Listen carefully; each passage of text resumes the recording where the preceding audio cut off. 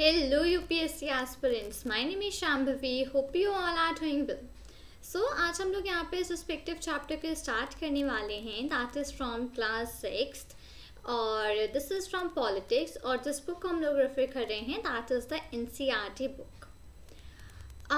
Okay, generally हम लोग ये जानते हैं कि इंडिया में मोर दैन 6 लाख विलेजेस हैं. ठीक है, अगर हम लोग एक एवरेज लें सो इन दैट केस हम लोग ये कह सकते हैं कि in India we have more than 6 lakh villages. अब विलेजेस में जो भी विलेजेस के क्या नीड्स होते हैं, क्या ज़रूरतें होती हैं, सबसे पहले उनको डिस्कस करते हैं. जैसे कि वाटर, इलेक्ट्रिसिटी, रोड का जो कनेक्शंस होता है ब्रिजेस से, मेन ब्रिजेस से या मेन टाउन से रोड का जो कनेक्शंस होता है. ठीक है, ये सारी जो एक कुछ बेसिक रिक्वायरमेंट्स, कुछ नीड्स होती हैं जिनको ध्यान में रखना पड़ता है इन अ विलेज, राइट, कि वाटर की प्रॉपर सप्लाई है कि नहीं है, और व्हाट अबाउट इलेक्ट्रिसिटी, मतलब उस रिस्पेक्टिव विलेज में इलेक्ट्रिसिटी है कि नहीं है, और अगर है तो क्या प्रॉपर इलेक्ट्रिसिटी प्रोवाइड होती है कि नहीं, राइट. रोड्स जो हैं उस विलेज की, क्या कोई ऐसी रोड्स हैं वहाँ पे जो कि डायरेक्टली जाके टाउन को कनेक्ट करती हूँ, ठीक है, ब्रिज पे कनेक्ट होती हूँ. तो ये सारी कुछ नीड्स होती हैं, कुछ बेसिक नीड्स होती हैं विलेजेस की. अब ये सब कोई बहुत छोटे टास्क नहीं हैं जो कि फुलफिल करने जाएं. ठीक है, अब जनरली ये सारी चीज़ें जो होती हैं इनको कौन डील करता है, हु लुक्स आफ्टर, कि कौन इन चीज़ों की ध्यान रखता है कि जो मतलब विलेज में प्रॉपरली वाटर का सप्लाई है कि नहीं है, इलेक्ट्रिसिटी प्रॉपर सप्लाई है कि नहीं है, रोड्स प्रॉपर कनेक्टेड हैं कि नहीं है, राइट. और लैंड के जो रिकॉर्ड्स होते हैं उनको कौन रखता है कि ये रिस्पेक्टिव एरिया इस पर्सन को बिलोंग करता है, ये सेकंड रिस्पेक्टिव एरिया इस सेकंड पर्सन को बिलोंग करता है. तो इन सारी चीज़ों का भी एक डेटा, एक रिकॉर्ड मेंटेन करना पड़ता है. वही वरना तो लड़ाई हो जाएंगी बहुत ज़्यादा कि ये एरिया मेरा है या ये एरिया मेरा है, या फिर ये जो लाइन है इस लाइन के लेफ्ट साइड का एरिया मेरा है, राइट साइड का एरिया है. तो इस तरीके से बहुत सारे कॉन्फ्लिक्ट्स होने लग जाएंगे इस रिस्पेक्टिव बेसिस में. तो इन सारी चीज़ों को भी रिकॉर्ड रखना पड़ता है, इनको मेंटेन करना पड़ता है कि जो भी एरिया है उस हिसाब से ये लैंड किस पर्सन को बिलोंग करता है, इसके पूरे एक रिकॉर्ड रखा जाता है. अब इन सारी चीज़ों के लिए बहुत मशीनरी टाइप की एक प्लेस, मतलब जिस प्लेस से मशीन्स वगैरह हैं उन सारी चीज़ों को, इन सारी चीज़ों को डील करना पड़ता है. तो रूरल एडमिनिस्ट्रेटिव ऑफिसर्स, मतलब रूरल एडमिनिस्ट्रेशन, मतलब कि जो विलेजेस का जो एडमिनिस्ट्रेशन होता है, ठीक है, उसके बारे में हम लोग इस चैप्टर में डिटेल में डिस्कस करेंगे. जो रूरल एडमिनिस्ट्रेटिव ऑफिसर्स, मतलब कि जो विलेज में एडमिनिस्ट्रेशन के जो ऑफिसर्स होते हैं वो इन सारी चीज़ों को कैसे संभालते हैं, उनको कैसे अपॉइंट किया जाता है, हाउ दे टेक केयर कि जो भी नीड्स हैं विलेजेस में वो फिलफिल हों, इन सारी चीज़ों को प्रॉपरली वो कैसे मेंटेन करते. तो ये रिस्पेक्टिव चीज़ें हम लोग इस पर्टिकुलर चैप्टर में यहाँ पर डिस्कस करने वाले हैं. ठीक है, so let's get started up here. यहाँ पे स्टार्ट करते हैं हम लोग. सबसे पहले यहाँ पे एक स्टोरी है, उस स्टोरी को पढ़ेंगे एंड फर्दर हम लोग आगे चलेंगे स्टोरी को पढ़ते हुए. Mohan was angry but also a little frightened. Mohan एक पर्सन है जो कि विलेज में है, वो बहुत ही ज़्यादा, एक तो गुस्सा था, सेकेंडली वो बहुत ज़्यादा मतलब थोड़ा सा डरा हुआ था. Raghu's family owned many fields and besides his uncle was also the serpent of the village. Raghu की जो फैमिली है उसमें उस रघु की फैमिली की बहुत सारे लैंड है, उनके पास बहुत सारी ज़मीनें हैं, काफ़ी सारी फील्ड्स हैं उनके पास. ठीक है, और इस चीज़ के सिवा सबसे पहले तो एक तो उनके पास बहुत सारी ज़मीन है, बहुत सारी ज़मीन के मालिक हैं वो रघु की फैमिली, और सेकेंडली इसके साइड बाय साइड उनके जो अंकल हैं वो इस विलेज के सरपंच हैं. But even so he plucked up courage and went to Raghu's house. But उसके सिवा भी उसने करेज, उसने हिम्मत इकट्ठा करी और वो रघु के हाउस, रघु के घर पहुंचा. अ हर्टेड आर्ग्यूमेंट फॉलोड. अब वहाँ पे एक बहुत ही ज़्यादा आर्ग्यूमेंट होने लगा. ठीक है, बहुत ही ज़्यादा मतलब बहस होने लगी बहुत ज़्यादा. Raghu refused to accept that he had moved the bund. He called one of his helpers and they began shouting at Mohan and beating him up. अब वहाँ पे रघु ने क्या किया, उसने अपने कुछ हेल्पर्स को बुलाया और वो हेल्पर्स मोहन के ऊपर चिल्लाने लगे, उसको मारने लगे. The neighbours heard the commotion and rushed to the spot when Mohan was being beaten up. और जो आसपास में जो रहने वाले लोग थे वो उनको ये चीखने चिल्लाने की आवाज़ें वगैरह सुनाई दी। तो जैसे उनको सारी आवाज़ें सुनाई दी वो बहुत जल्दी से उस जगह पर दौड़े कि वहाँ पे क्या हो रहा है देखने। तो वहाँ पर उन्होंने जाके देखा कि मोहन को लोग वहाँ पर मार रहे थे। फिर उन्होंने जो नेबर्स थे वो मोहन को वहाँ से अलग लेकर के गए। ठीक है, अब मोहन एक फार्मर है, ठीक है, वो एक किसान है। उसकी जो फैमिली है वो उसमें एक छोटा सा उसके पास एग्रीकल्चर फील्ड है, मतलब जिसमें वो अपनी खेती वगैरह करता है। एक छोटा सा फील्ड है उसके पास, ठीक है, और which they have been farming for many years, और जिसमें कि वो लोग बहुत साल से अपने जो भी फार्मिंग वगैरह है उसमें करते हैं। Next to his field is Raghu's land. अब उसकी जो फील्ड है उसके जस्ट बगल में रघु का लैंड है। रघु भी एक पर्सन है जो कि विलेज में रहता है, उसका लैंड है, ठीक है, which is separated from his by a small boundary called a bund. अब रघु का एक साइड रघु का जो फील्ड है वो है और एक साइड है मोहन का फील्ड।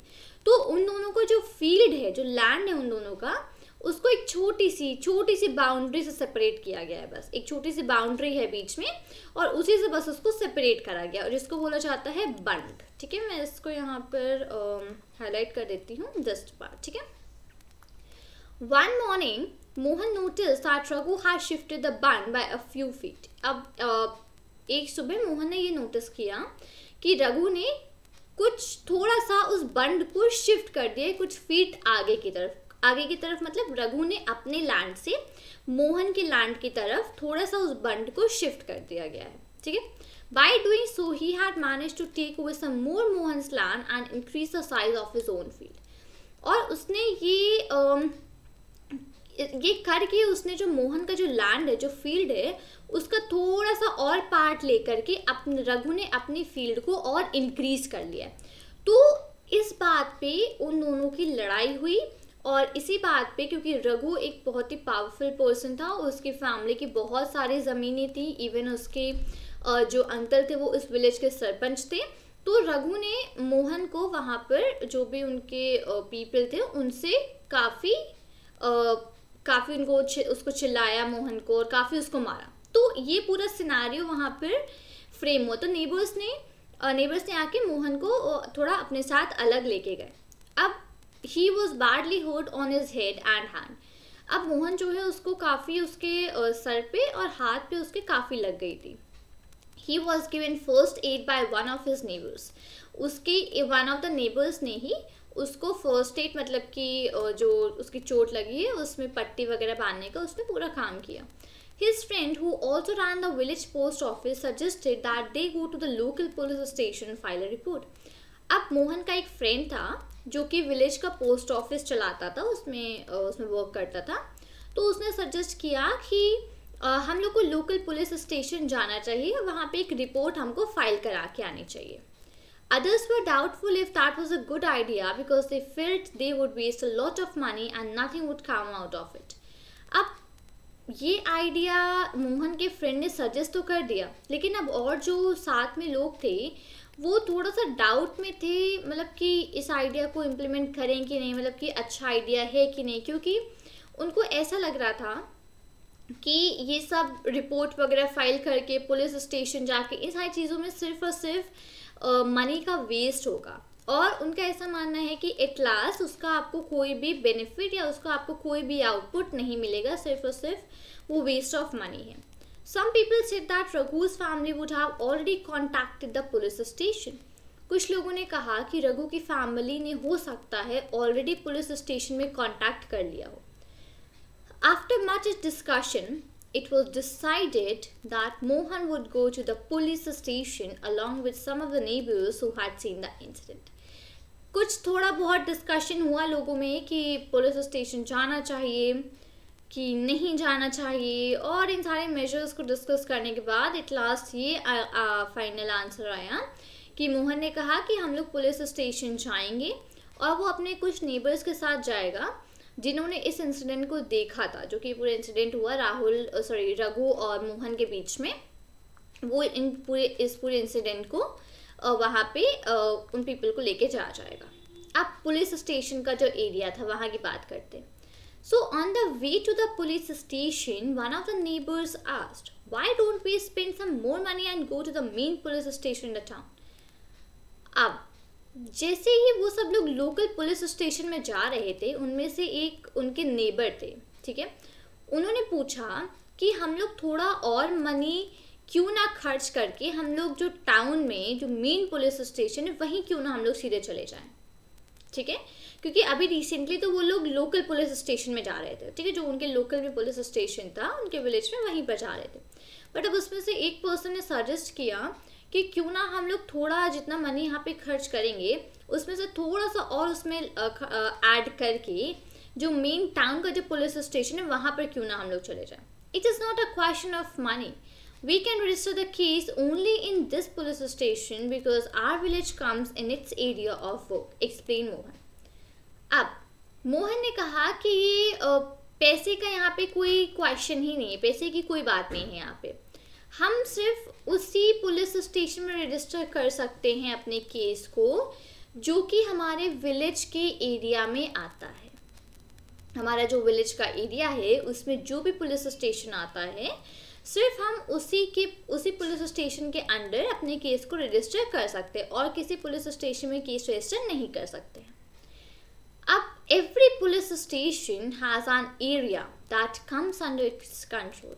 जितने भी पुलिस स्टेशन हैं उन सबका अपना एक एरिया होता है, ठीक है, एंड वो जो एरिया होता है वो उसी एरिया के कंट्रोल, उसी एरिया के केसेस वगैरह से डील करते हैं।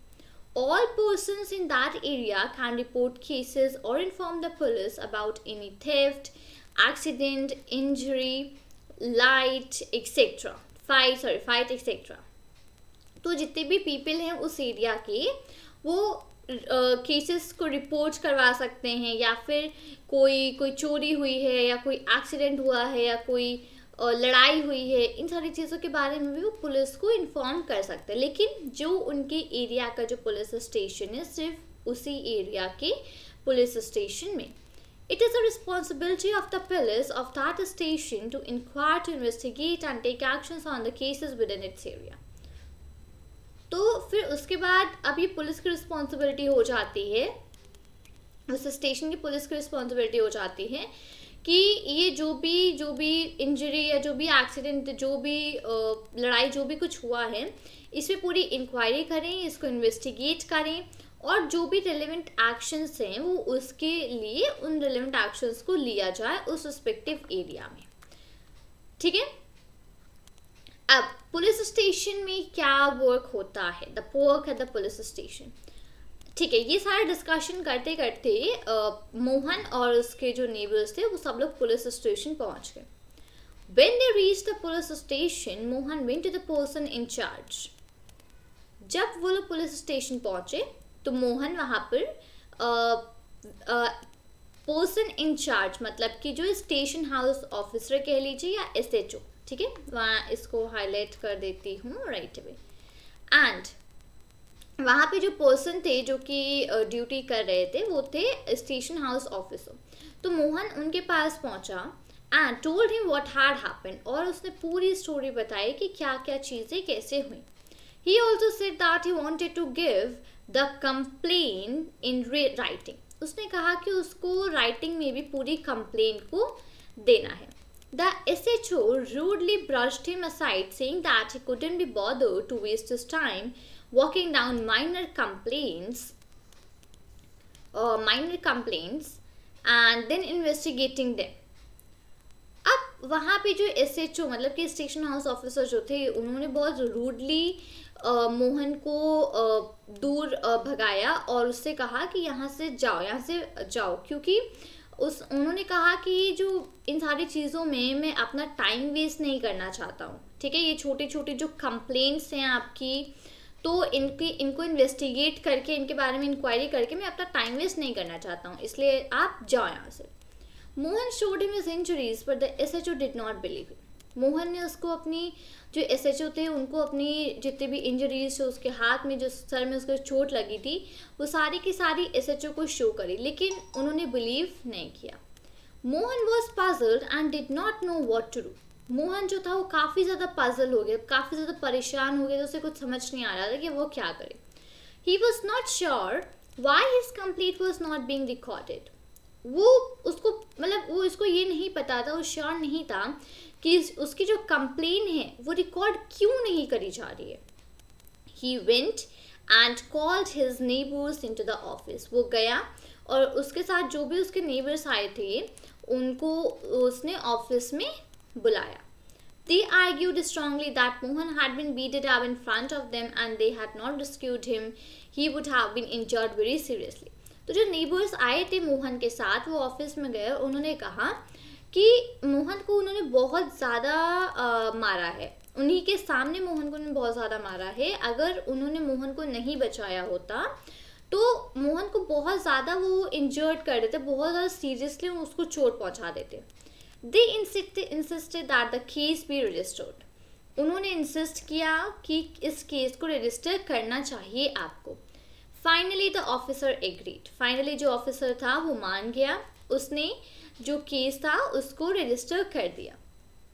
He asked Mohan to write down his complaint and also told the people that he would send a constable the next day to investigate the incident. उसने मोहन से कहा कि ये जो अपनी कंप्लेन है इसको यहाँ पर लिख दो और उसने लोगों से कहा कि कल मैं कांस्टेबल को सेंड भेजूंगा वो इस इंसिडेंट को इन्वेस्टिगेट करने के लिए. ठीक है, तो अब यहाँ पे ये जो रिस्पेक्टिव जो लड़ाई हुई थी रघु और मोहन के बीच में, ये लड़ाई हुई थी उनके विलेज में. रीज़न था क्योंकि लैंड का रीज़न था, जो फील्ड थी, जो ज़मीन थी, उसका रीज़न था लड़ाई के लिए. उनकी अपनी लड़ाई हुई. इन दैट उसमें जो रघु था वो ज़्यादा पावरफुल था, सो मोहन को बहुत ज़्यादा मारा और इन सारी चीज़ों से नेबर्स उसके वहाँ से बचा करके लेके आए.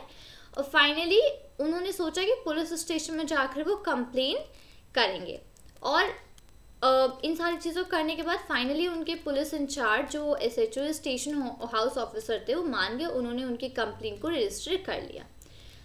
अब आगे क्या होता है इस स्टोरी में, मेंटेनेंस ऑफ लैंड रिकॉर्ड्स. अब जो लैंड रिकॉर्ड्स हैं उनके मेंटेनेंस को चेक करा जाएगा कि कितना लैंड किसके पास है. ये सारी चीज़ें कैसे होती है इसको पढ़ते हैं.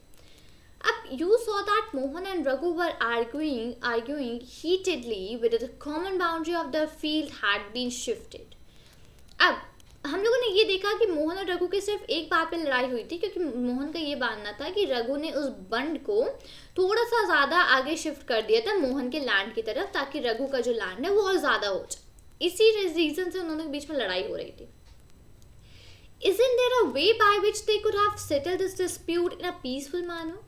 अब क्या कोई ऐसा तरीका नहीं है जिसमें कि उन्होंने इस रिस्पेक्टिव जो लड़ाई है तो रिस्पेक्टिवली ये चीज़ है कि क्या ऐसा कोई मेथड नहीं है जिससे कि इन दोनों के जो रघु और जो मोहन के बीच में जो लड़ाई हुई थी वो थोड़ी आसानी से सॉल्व हो जाए, वो एक नॉर्मल और सेटल्ड मैनर में सॉल्व हो जाए, एक पीसफुल मैनर में सॉल्व हो जाए. So are there records that show who owns that land in the village. क्या ऐसे कोई रिकॉर्ड्स होते हैं जो कि ये दिखाते हैं कि ये जो लैंड है इसको कौन ओन करता है, मतलब कौन है इस लैंड का मालिक उस विलेज में. तो क्या ये सारी चीज़ें जो हैं पॉसिबल हैं, क्या ये चीज़ें हम लोग को पता चल सकती है कि जितना ये लैंड है तो इस लैंड का ओनर कौन है उस विलेज में. Let's find out how this is done. तो चलिए अब हम लोग इस चीज़ को फाइंड आउट करते हैं कि ये सारी चीज़ें जो हैं ये कैसे होती हैं, ये जो लैंड रिकॉर्ड्स हैं ये किस तरीके से मेंटेन होते हैं, किस तरीके से इनको मेजर किया जाता है, किस तरीके से इनको रजिस्टर किया जाता है, क्या पूरा प्रोसीजर होता है इन सारी चीज़ों को करने का. ठीक है, इसको हम लोग डिस्कस करेंगे आगे नेक्स्ट वीडियो में कि ये जो रिस्पेक्टिव रिकॉर्ड्स हैं इनको कैसे मेंटेन करा जाता है, कौन मेंटेन करता है और किस तरीके से फाइंड आउट होता है कि किसके पास कितना रिस्पेक्टिव लैंड है. सारी चीज़ों को डिस्कस करेंगे. ठीक है, तो इस रिस्पेक्टिव चैप्टर में हम लोगों ने एक शॉर्ट स्टोरी पढ़ी थी रघु और मोहन के बारे में. अब उसी पर्टिकुलर स्टोरी को लेके हमारा पूरा आगे का चैप्टर यहाँ पे डिफाइन करेगा कि जो एडमिनिस्ट्रेशन विलेजेस वगैरह में होता है वो किस तरीके से होता है, क्या ऑफिसर्स होते हैं, और किस तरीके से जो लैंड डिस्प्यूट्स वगैरह हैं उनको पीसफुली सॉल्व कर सकते हैं, इन सारी चीज़ों को हम लोग आगे चैप्टर में डिस्कस करेंगे। ठीक है, सो उम्मीद करती हूँ कि आपको यहाँ पर ये वीडियो अच्छा लगा होगा और इनफैक्ट हम लोगों ने जो स्टोरी यहाँ पर पढ़ी है वो आपको समझ भी आई होगी। सो उम्मीद करती हूँ आपको वीडियो अच्छा लगा होगा। वीडियो अच्छा लगा तो वीडियो को लाइक करें, अपने फ्रेंड्स के साथ शेयर करें और चैनल को सब्सक्राइब करना मत भूलिएगा। मिलती हूँ आपसे नए वीडियो के साथ। Thank you and take care. जय हिंद।